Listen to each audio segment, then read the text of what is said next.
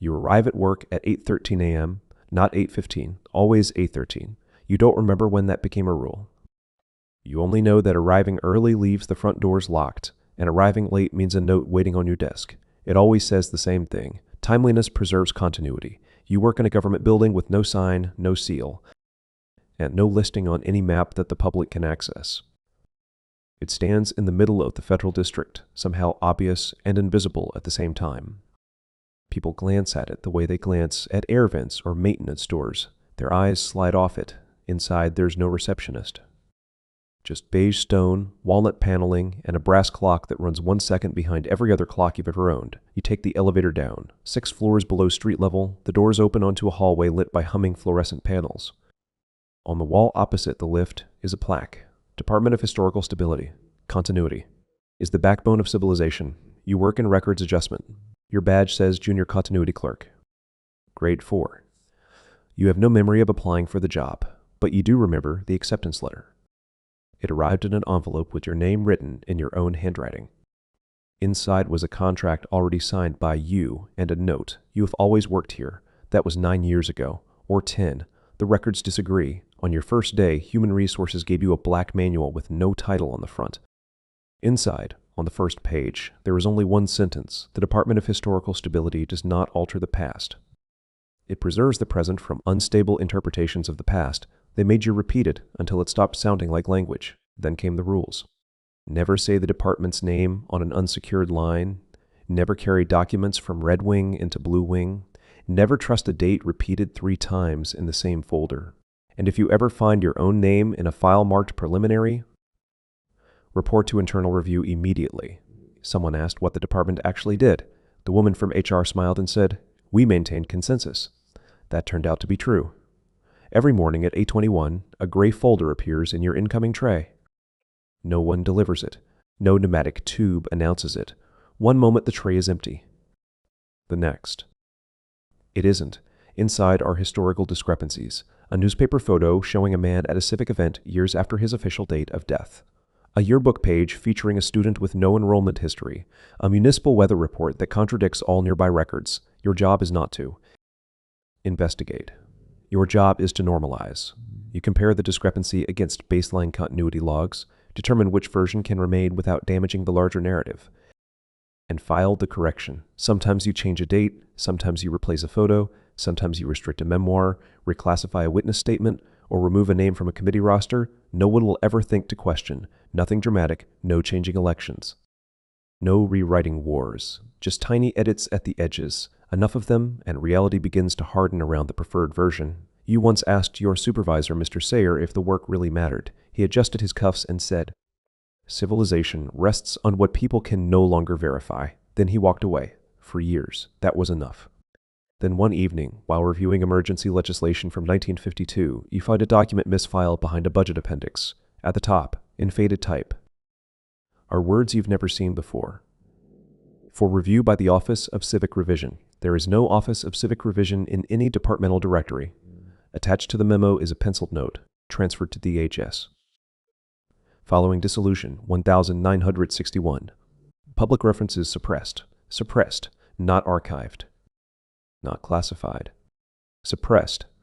That night, you make the first serious mistake of your career. You take the document home. It's only 1 page, dry bureaucratic language, harmless on the surface.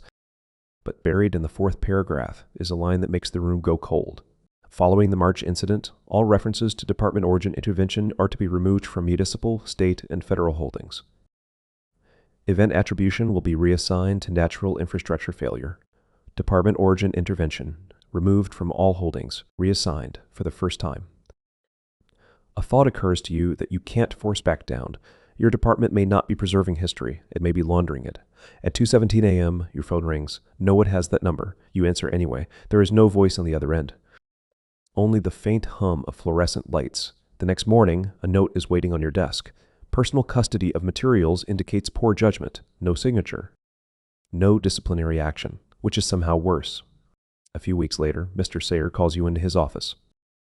He closes the door, draws the blinds over a window that doesn't exist, and slides a file across the desk. Your name is on it. Inside are multiple employee records, all for you, all with different start dates.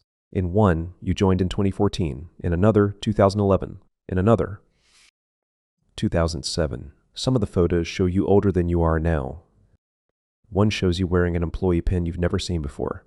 You tell him it must be a mistake. He says, no. It's a courtesy. Then he explains, before the Department of Historical Stability, there was another office, the Office of Civic Revision. It began during a national emergency.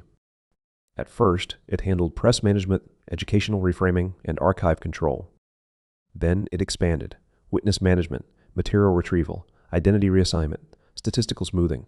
Eventually, it became so effective that large parts of public memory stopped being organic. They became curated. You ask why the office was erased. Mr. Freeze? Sayer looks tired when he answers. People can forgive being lied to by governments. They cannot forgive learning that their memories were given administrative shape. Then he tells you the part that matters. You have worked here longer than you believe. After that, the building starts to feel wrong in new ways. You know the layout of corridors you've never entered. You anticipate memos before they arrive. You dream in forms and routing slips and rows of shelving that stretch farther than the building should allow. One night, staying late, you find a hidden elevator behind a movable shelf in corridor F. Its plaque reads, Sublevel, 9 taps to Fusion. Origin Holdings. Below is a vast archive filled with things never meant to be found.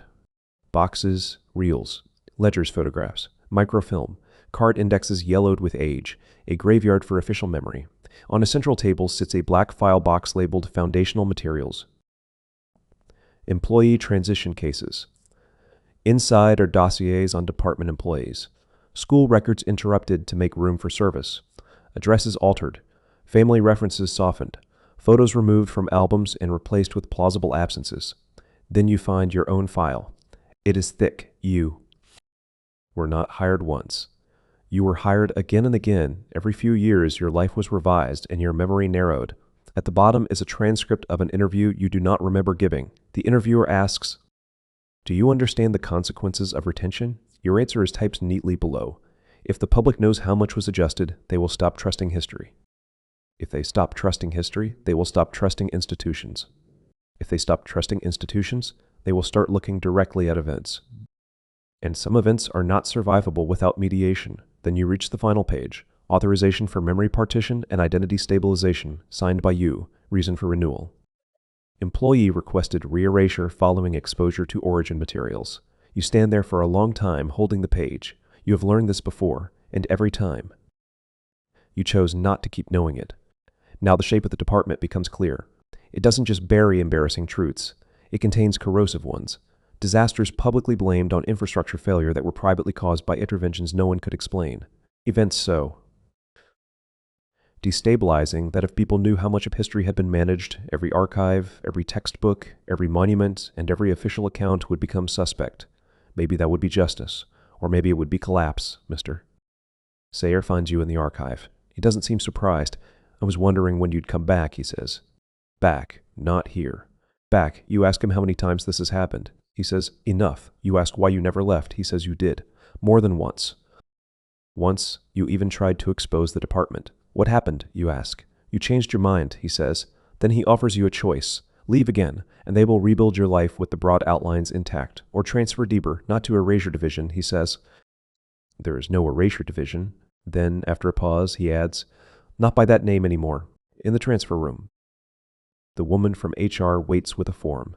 At the top, it says, Continuity Access Expansion. Memory Partition Optional. Optional. She recites the department motto again. The Department of Historical Stability does not alter the past. It preserves the present from unstable interpretations of the past. This time. You hear it for what it really is, not reassurance, confession. Then she asked the last question. Do you believe the public has an unrestricted right to the truth? You think about altered records, false causes, your own rewritten life. You think about what happens if every historical record becomes suspect at once.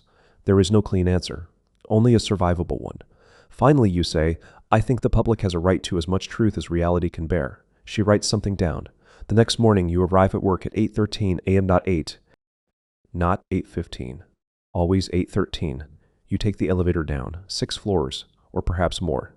A gray folder is waiting in your tray. Inside is a photograph from a civic ceremony 30 years ago. In the back row stands a man wearing that strange employee pin. His face is almost familiar. Attached is a note. Please normalize and return. Employee visible in public frame. You stare at the image for a long time, then you open your drawer, take out your stamp, and do your job. Because someone has to. Because continuity must be preserved. Because history, left unattended, does not merely remember, sometimes it leaks.